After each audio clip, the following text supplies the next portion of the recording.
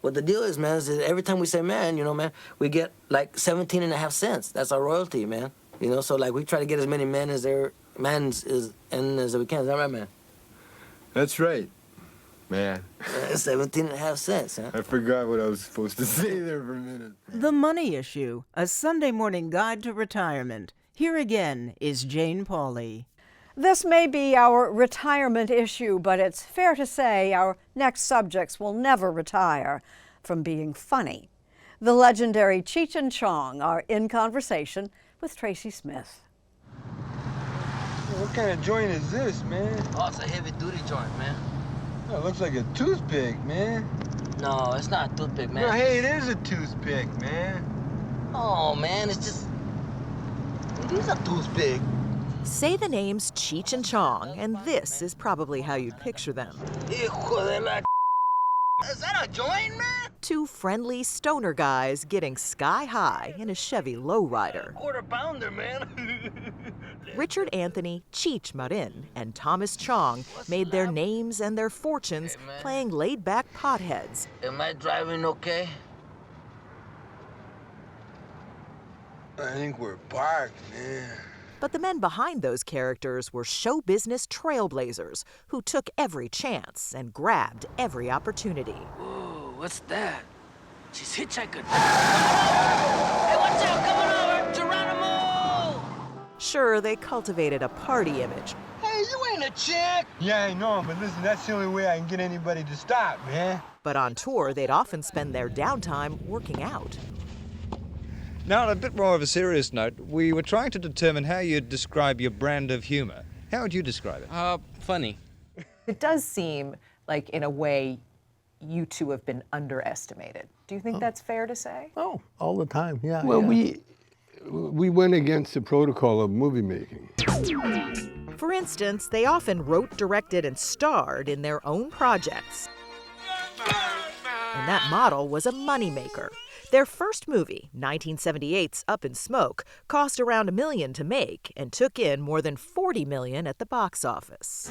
The first rock and roll comedians, no doubt about it. Cheech and Chong! You sure we're going the right way? We're in the middle of f***ing nowhere. No, we're southwest of f***ing nowhere. And this, in name anyway, is their final cinematic effort, Cheech and Chong's last movie.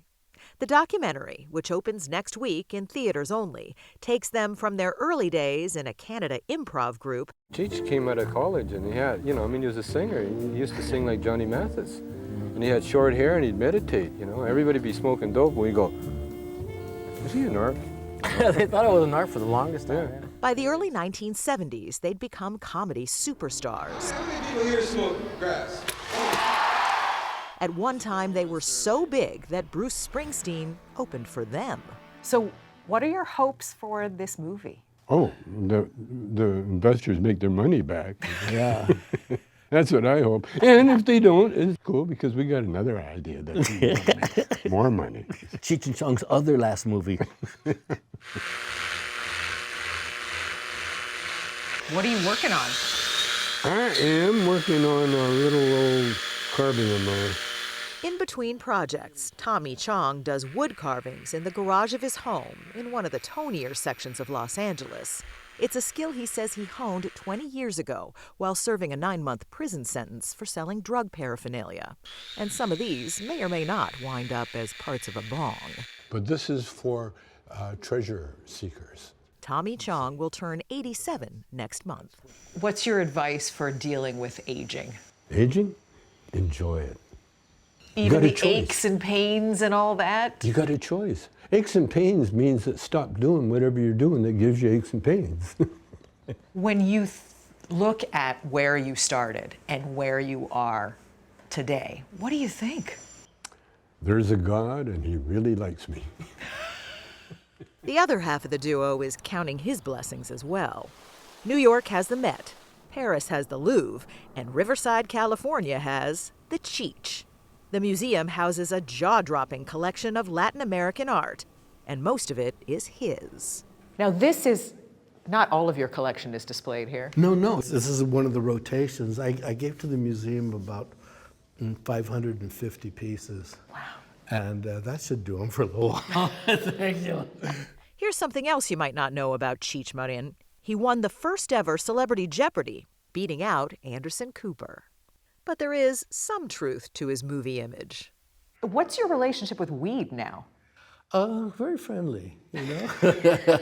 Very friendly. You know, the thing is, I'm in an enviable position, if you want to characterize it that way, is that I don't go out looking for weed. Weed finds me. No matter where I swear to God. I thought he was locked up in Folsom. Well, maybe we got a weekend pass. You may recall he was Don Johnson's partner on this very network. And Cheech Marin's still active in show business, but at age 78, he says he's become something of a survivor. As you've gotten older, what's become more important and what's become less important? Time has become very important.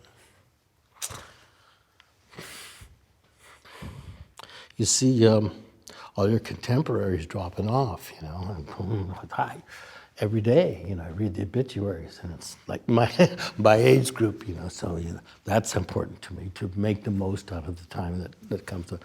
What's least important to me? Worrying about it. Worrying about it is not important to me at all. They may have gotten older and wiser, but in an age when most people are hanging it up, they're still Cheech and Chong, still looking for the next punchline. Cheech, you mentioned legacy. Yeah. What is the legacy of Cheech and Chong? Part of our legacy is that we have joined the kind of immortal comedy teams, you know, with Laurel and Hardy and Abbott and Costello and Martin and Lewis and all those guys.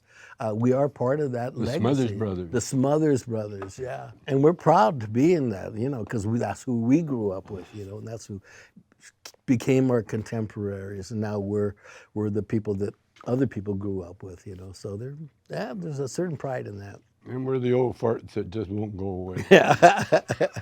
Yeah. We linger.